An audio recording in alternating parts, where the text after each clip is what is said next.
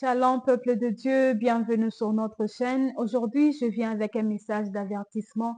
La Bible nous dit que un peuple sans révélation est un peuple sans frein. Alors, je viens avec une révélation que j'ai eue dans le temps, j'ai eu il y a quelques années en arrière. Alors, je viens te parler de ça pour que tu puisses ouvrir tes yeux, pour que tu puisses bien agir dans ta marche avec le Seigneur, car le monde, il tend vers la fin et le diable, il est tellement partout pour empêcher aux enfants de Dieu à atteindre le niveau de vie de prière que le Seigneur veut pour eux. La Bible nous dit que mon peuple périt par manque de connaissance. Alors, je veux te révéler cette connaissance afin que tu puisses prendre garde. Je viens te parler aujourd'hui de tout ce qui concerne boîte de conserve, que ce soit mayonnaise, que ce soit boîte de tomates, que ce soit la sardine, que ce soit la pâte d'arachide.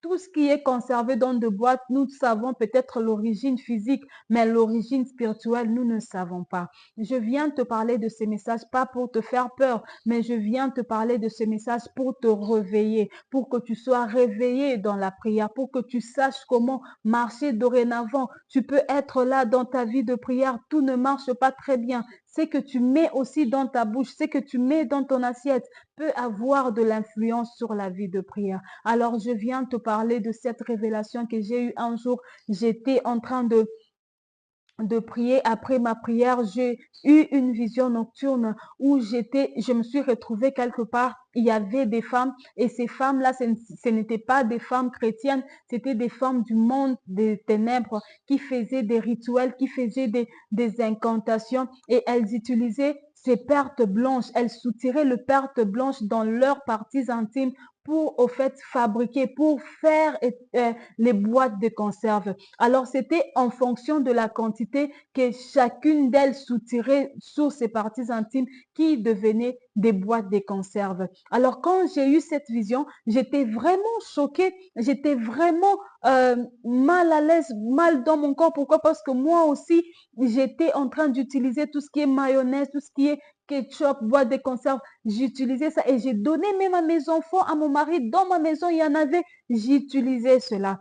Et après ce message, je me suis débarrassée de tout ça. Quand il s'agit de la mayonnaise, je la fais moi-même pour les enfants. Et toi, tu peux aussi le faire. Si tu as besoin du ketchup, tu peux faire du ketchup toi-même. Nous ne savons pas l'origine spirituelle de toutes ces choses que nous consommons, qui a de l'impact dans notre vie de prière. Vous savez, tu peux être là, ta vie de prière n'avance pas. Tu es en train de tournoyer. Deux fois, tu as de la lourdeur pour prier. Pourquoi? Parce que ce que tu manges, ça influence aussi ta vie de prière. Si j'ai eu cette révélation, ce n'est pas pour moi-même, c'est pour toi aussi. C'est pour que toi aussi, tu puisses partager à tes frères, à partager à tes sœurs pour que nous puissions sauver le corps du Christ. Le diable, il est partout de nos jours. Les mondes tendent vers la fin et le diable s'est accaparé presque de tout.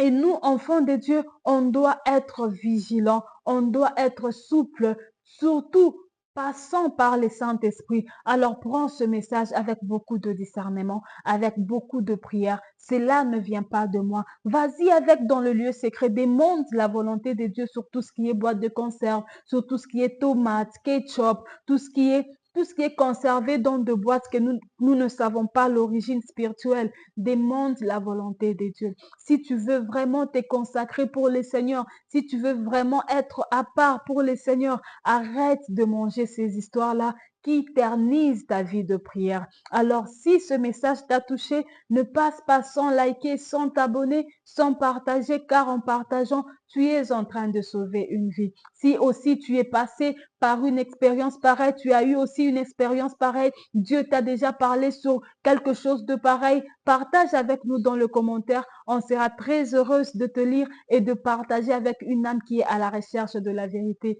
Que mon Dieu te bénisse et à très bientôt pour une prochaine vidéo. Et surtout, garde ta foi vivante en Jésus.